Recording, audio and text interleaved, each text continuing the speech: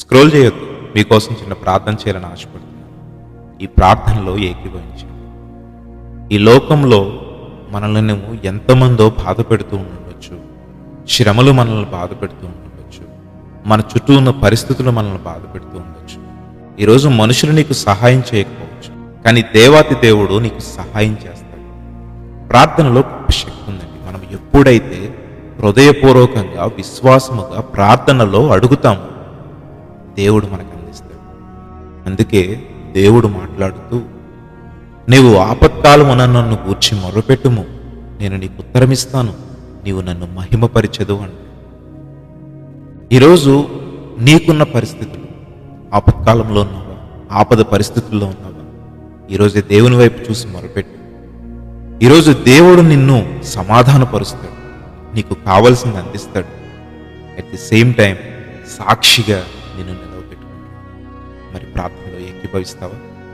సర్వశక్తిమంతుడా, మహోన్నతుడా, ప్రేమ కలిగిన మా దేవ, గొప్ప దేవ, ఆశ్చర్యకరుడా, మా జీవితముల పట్ల అద్భుతములు చేస్తున్న తండ్రి, నీ ఘనమైన నామమునకు స్తోత్రాలు. ఏమిచ్చినా కూడా నీ రుణం మేము తీర్చుకోలేము దేవా. ఎన్నో అద్భుతాలు మా జీవితం పట్ల జరిగించావు ప్రభువా.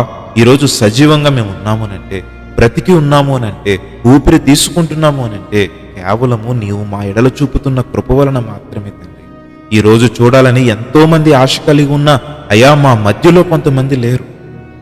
ఈరోజు మరి మేము సజీవంగా ఉన్నాము అనంటే, నీ ప్రార్థనలో ఏకీభవించామంటే, ఆరాధనలో ఏకీభవించామనంటే నీవు మా ఎడల చూపుతున్న కృప దేవా. మరి మేము చేస్తున్న తప్పుల ద్వారా నీ మనస్సును బాధపెట్టి ఉన్నావు అయ్యా. నీవు మా ఎడల ఎంత ప్రేమ చూపుతూ అయ్యా మా ఎడల ఇన్ని అద్భుత కార్యములు జరిగిస్తున్నా కూడా అయ్యా నీ ప్రేమను మరిచి, నీ అద్భుతాలను మరిచి, అయ్యా నీ యొక్క కృపను మరిచి మేము సాతానుకు లోబడి ఈ లోకాశులకు లొంగిపోయి నీ మనస్సును బాధ పెడుతూ ఉన్నామయ్యా.